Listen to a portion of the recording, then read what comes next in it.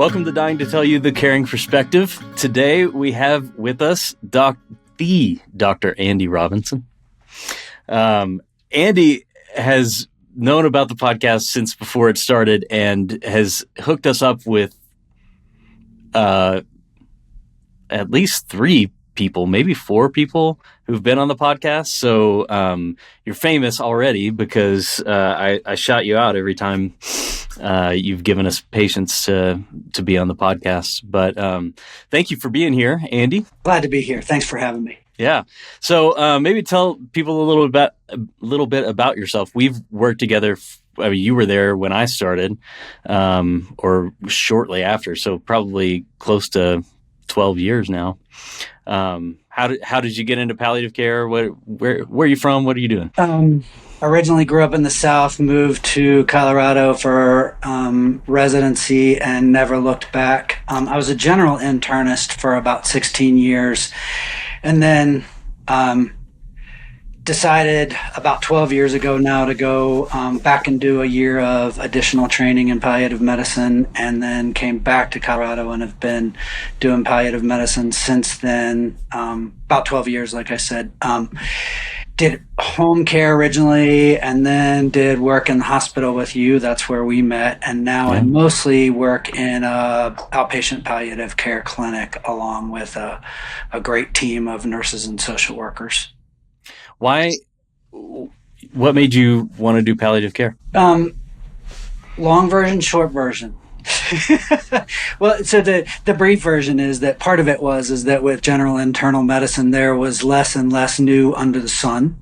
I had seen most things, and so it was getting a little boring, to be honest. But even when I was in residency back in the 90s, I was somewhat inexplicably attracted to working with people who are really sick and facing the end of their lives. Back then, actually, that was when the HIV epidemic had begun to peak and there was no treatment. And so spent time with people who were living with and then dying of HIV disease.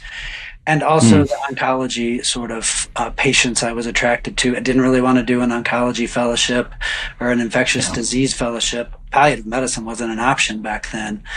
So it just sort of, things freed up and I had the opportunity to do this and it worked out. And again, the same way that I came to Colorado and never looked back, I went and did palliative medicine and have never looked back. It was a good choice.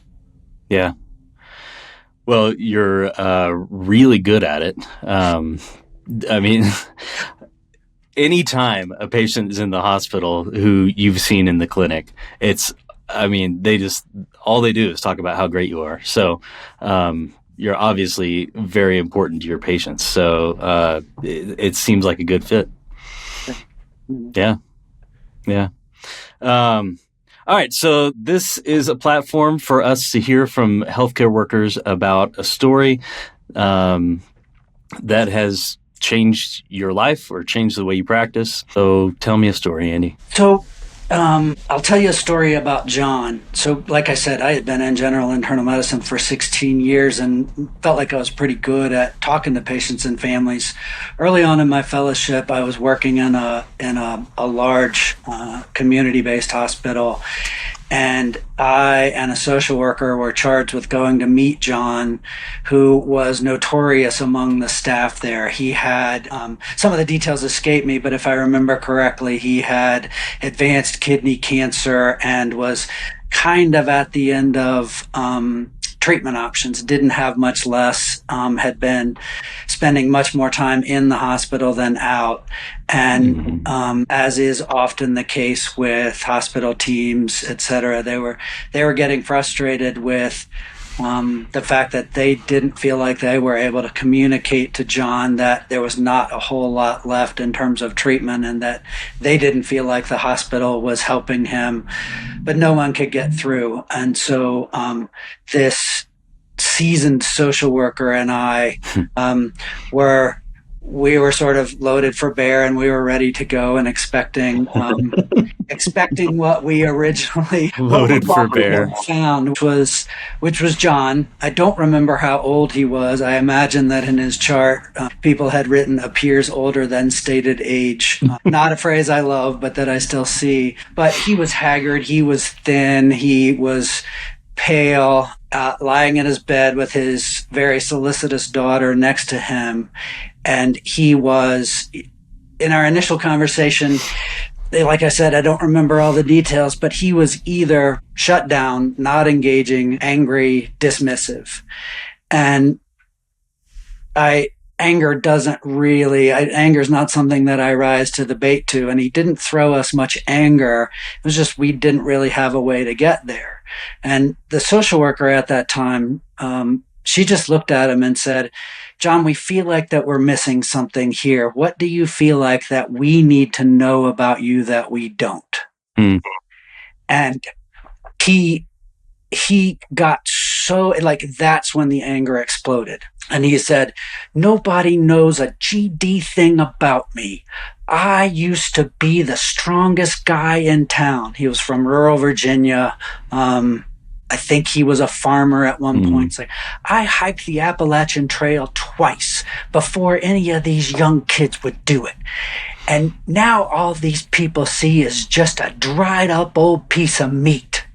No one really knows who I am. I think that those were his words, something like that. But I just remember the blast of anger and his daughter immediately trying to console him, which I think had kind of become her role in his care. And then the social worker, I don't remember what she said, but we just sat as we do and kind of listened. And she said something appropriately reflective, and he blew up again.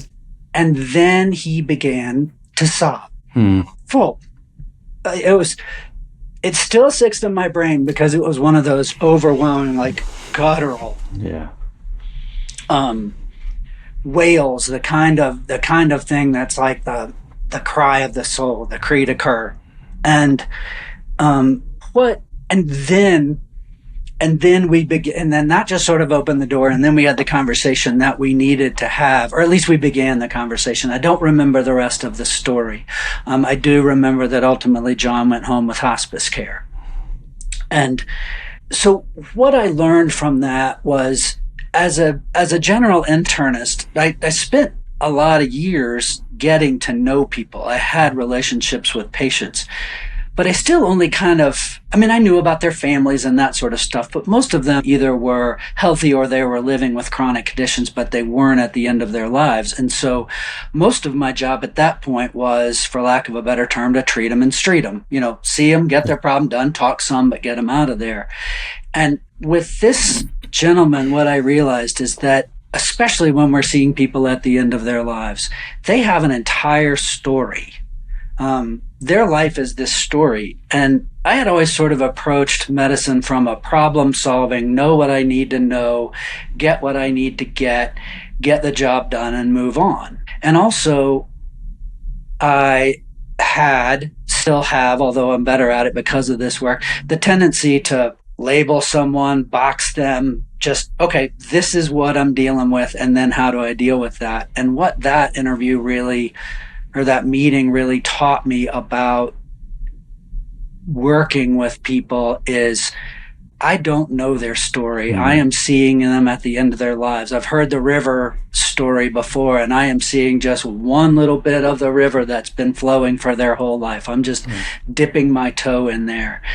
And it made me reflect on the fact that this gentleman had this whole life story, and he wanted people to know who he was, not who he is now. And so, and the social worker was great at bringing that out. I learned a ton from her. And that has really informed the care ongoing, in that I try to, before I walk into the room with a patient, not have preconceived notions. Easier said than done for me. But also, especially if there's something difficult, what's the story? What's behind this? What's underneath this? When there's a difficult situation, and how do I elicit that story? And just the questions of, tell me about yourself, or that question about, what do we need to know about you that we don't? Right. Has really allowed me to take better care of people, to allow them to feel heard, I think, and to allow them to let them know that we're seeing them as a person, not as a cancer or a heart failure or whatever it happens to be, which is so common. And even that was kind of how I practiced, especially when I was busy. I was there to take care of your problem, not care of you. Right, right. So much of the time people get defined by their illness, or whatever's going on right now. Yeah, man, that's really impactful. Obviously impactful for you, that you would remember that phrase. Tell me what we need to know about you that we don't know. Is that what it was? Yeah, it was something like that. It was close I mean, you remember that almost 2 decades, past. Yeah. I say a lot, in the inpatient setting, especially because we're seeing these people for even shorter amount of time, right? We're like, we don't know their story. We don't, and so like, how can we come in and judge anger or, some crazy, seemingly crazy emotional reaction when all we know about them is just this one day, 2 days, maybe a week, 2 weeks at most. And, we can't judge them. We can't label them. And we would probably do well to try to learn a little bit more about who they are. Man, what a powerful story.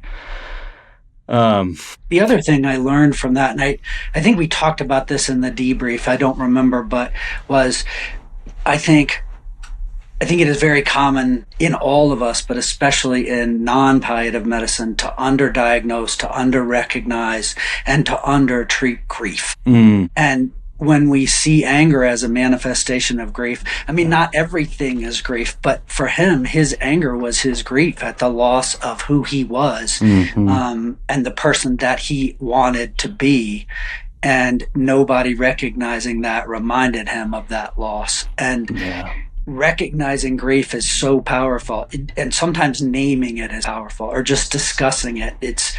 I think for you and I, it's just become rote. Sounds like you've lost a lot. Sounds like your cancer has taken a lot from you. Those sorts of things, and just acknowledging that. And that, I think some of the best physicians that I've worked with, both in and out of palliative medicine, and social workers and nurses and chaplains, I think it comes naturally to you as a chaplain, more than it does to people who are more medically oriented, to recognize and respond to grief. And that kind of training has been invaluable. And now it kind of becomes second nature. Oh, is this emotion grief? It just kind of clicks that way. And I think that was a big turning point. This encounter was a big turning point in recognizing the impact of grief at the losses that people who are living with serious illness suffer. Yeah, so true. You were talking about the kind of the story of his life, the river of his life, that has been flowing for so long. One of our social workers talks a lot about the narrative of somebody's life, and how these people are going along and they are a story, right? Everybody's a story, and they have this imagined ending, or kind of an assumed ending, maybe. And when somebody gets a serious illness that they didn't think they were going to get, or is a surprise to them, or even if they thought maybe that would happen, it's something new. And incorporating this new thing into their story is really important. It's an important step in being able to kind of come to terms with it. And as you were talking about, like, this man saying, you don't know me. I am this, I am this strong man. I am this hiker, but he's not anymore.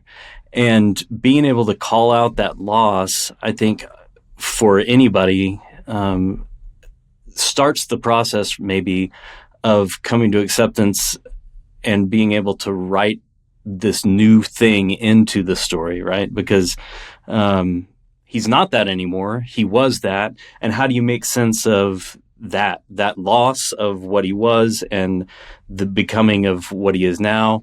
And where do those two things meet? And what does that mean for him? That all is really important as somebody's coming to the end of their life and trying to wrap things up and come to acceptance of it. And being able to call that out for them and start that process is so important. Really, this highlights the importance of an interdisciplinary team in this kind of work. I mean, I think it's important for all of medicine. I think everybody should walk around with a social worker, but and a chaplain. And a chaplain and a chaplain. But yeah, wow. Good story. Good stuff. Thank you. Of course. Yeah. Thanks for having me. Yeah. What else? Anything else? I don't think so. I think that those were the lessons that I learned from that, and the things that really became ingrained in me in that then I've continued hopefully to improve on how I think about people, to become putting them less in a box, certainly not thinking of them as a diagnosis, and trying to figure out what part of their story is important for us to know. Yeah. I love this. This, especially when I'm talking with people that I know, you, Jeff, Laura. I know you all as you are now, or as you were 12 years ago, but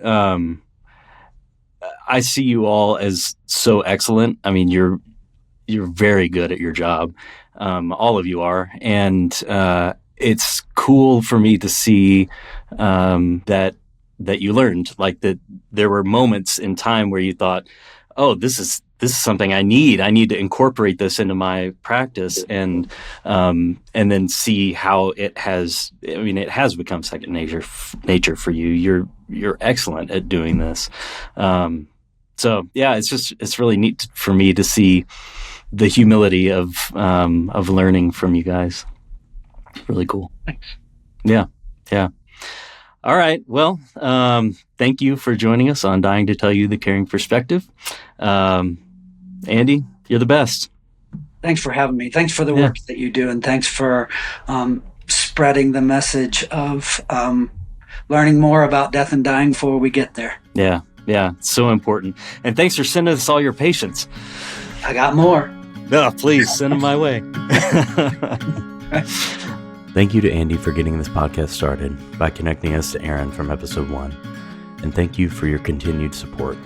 It's so great to know that after all these years of practice as a primary care physician and as a palliative care physician, the stories of your patients still touch your heart and bring tears to your eyes. Thank you for listening to The Caring Perspective. Season 3 of Dying to Tell You is well underway. We have several excellent interviews of people living with serious illness already recorded, but we're always looking for more. So if you or a loved one is living with a life-limiting illness, you have a story to tell. Let's tell that story together.